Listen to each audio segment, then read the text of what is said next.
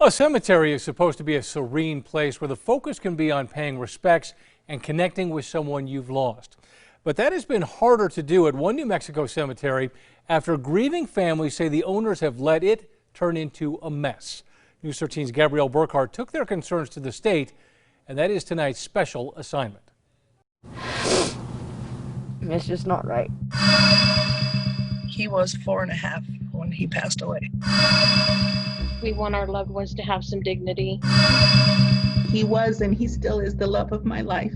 Each of these women knows what it's like to lose someone they love, but the story they're all sharing starts at their family member's final resting place, Memory Garden Cemetery in Farmington. She got discharged out of the military and moved out here and met my dad.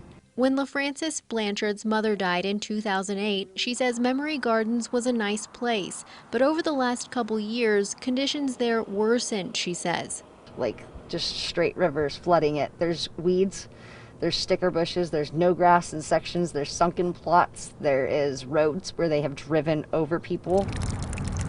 Flooding resulted in sunken headstones, dried grass gave way to dirt, flowers and mementos found in trash bags. It was enough for someone to create a Memory Gardens protest Facebook group with people sharing their complaints, even tracking down a family member after an urn was found in the cemetery's garbage. That's uncalled for. And one day I just sat there for hours picking goat heads off his grave. I just got fed up at that point where I just wanted to go visit and it to be nice. Heather Sullivan's 4-year-old son Ethan was buried here 12 years ago. Over the years, visiting her son's gravesite became work. I spent all day laying sod, and I would go with 5-gallon buckets and take 5-gallon buckets and water his grass. Today, her setup is much larger. I ended up going and buying a water tank and a water pump and a generator and hoses to get to my son's grave, and people saw what I was doing. Not everyone lives close enough to come and visit their loved one's gravesite, so that's where people like Sullivan come in.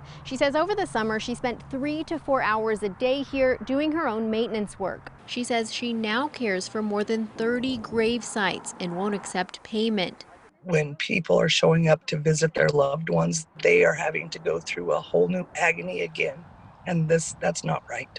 It's a sentiment echoed by Debbie Tom, whose husband Stanley is also buried here. Stanley, an Army veteran, died in 2016.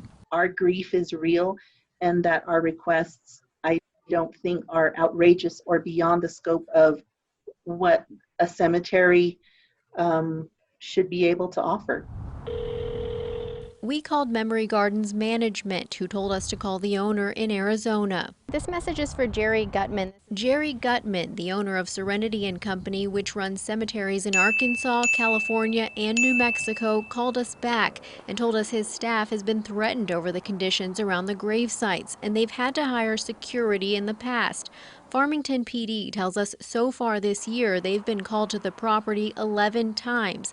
Only 2 reports were filed, both regarding vandalism to sprinkler and watering equipment. You know, maybe they can't afford to take care of it. Maybe they can't afford to do the plumbing or the grass, or maybe they're sick themselves. We'll turn it over to somebody else. We checked with the New Mexico Regulation and Licensing Department. Memory Gardens is one of 16 cemeteries in the state that offers endowed care, which should be a guarantee for perpetual upkeep. You can only use the money, the interest that's earned off that trust. Chris Moya with RLD explains the state ensures endowed care trust funds aren't touched, but he says he's seen cases where a cemetery with endowed care runs out of space, stops generating revenue, and runs into maintenance problems because the interest isn't enough to keep the grounds in order. But the state's oversight authority is only financial. We don't have any authority under statute to intervene on the upkeep of the cemetery. RLD Superintendent Marguerite Salazar says she'd like to come up with a better solution for cemeteries in need of care across New Mexico. The way I look at it, it's part of our history of the state. Doing more to preserve that history, she says, would better serve the families who've already suffered loss. Whether it be with veterans or student groups and different people in the community to put these cemeteries back in good condition. It's really a heartfelt issue for all of us. On special assignment, Gabrielle Burkhart, KRQE News 13. Memory Gardens claims that it tries to work with families to resolve any maintenance issues.